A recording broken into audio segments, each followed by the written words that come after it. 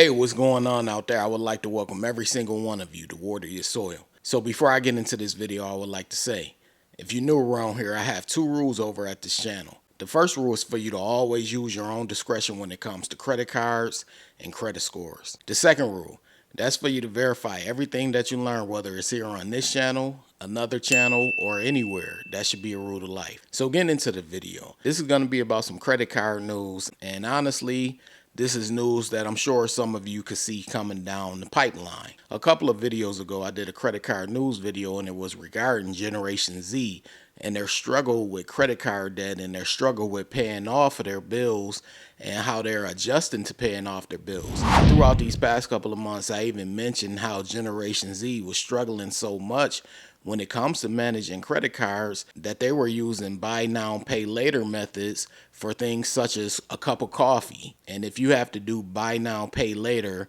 for things such as a cup of coffee, which are usually less than $10, that's pretty concerning. You know, I always reflect. I like to reflect from time to time and reflect on my younger years and sometimes just reflect in general on things.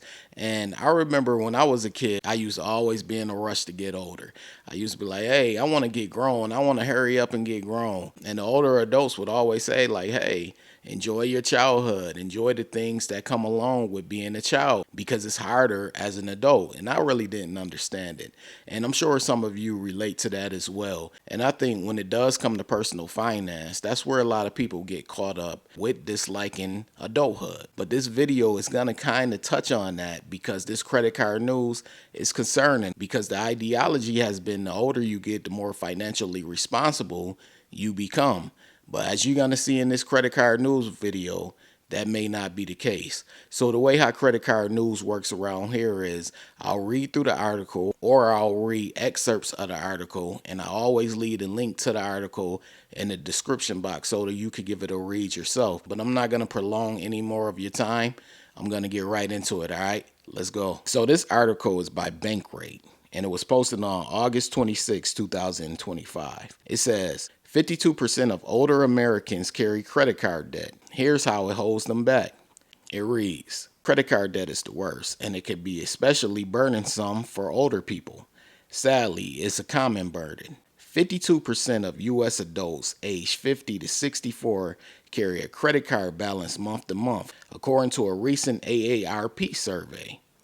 Dealing with credit card debt at this stage of life can have major negative impacts on financial health, and getting rid of it comes with a set of unique challenges.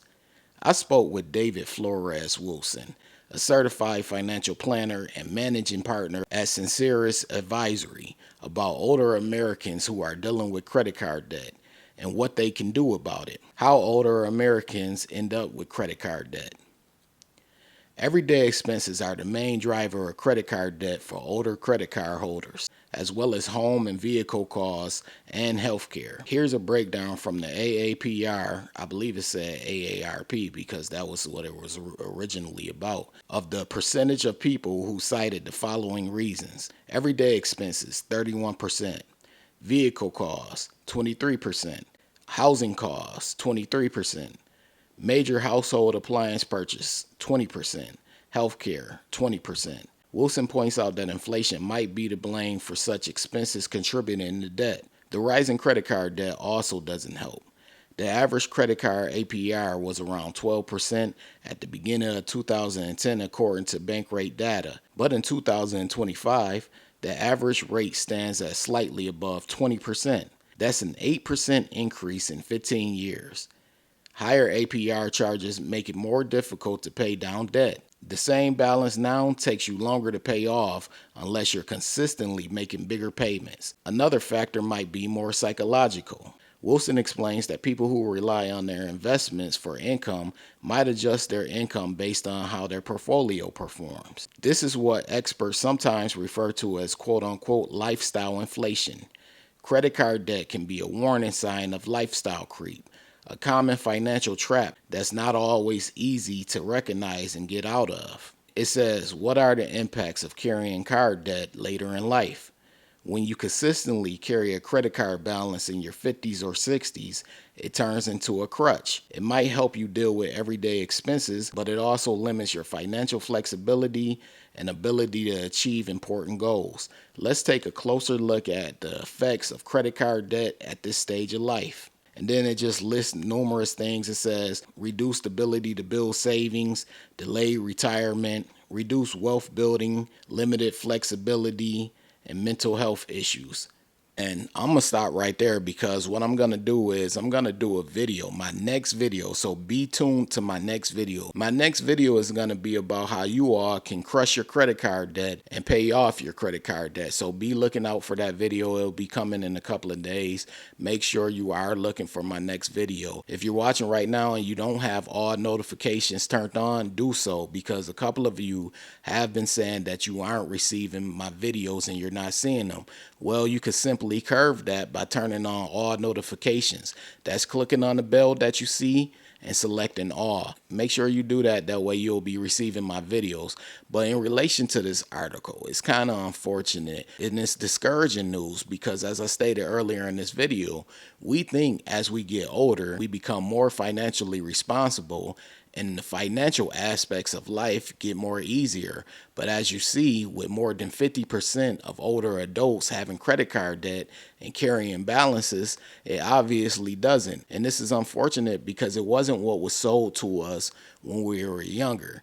You know, when you were younger, everyone says go to school. That way you'll get a good job and you could live the American dream. Then you could work hard and then you retire and you don't have to worry about things such as financial burdens. But as you can see, with more than half of older adults carrying credit card balances and credit card debt, that may not necessarily be true. So we have a big growing problem going on.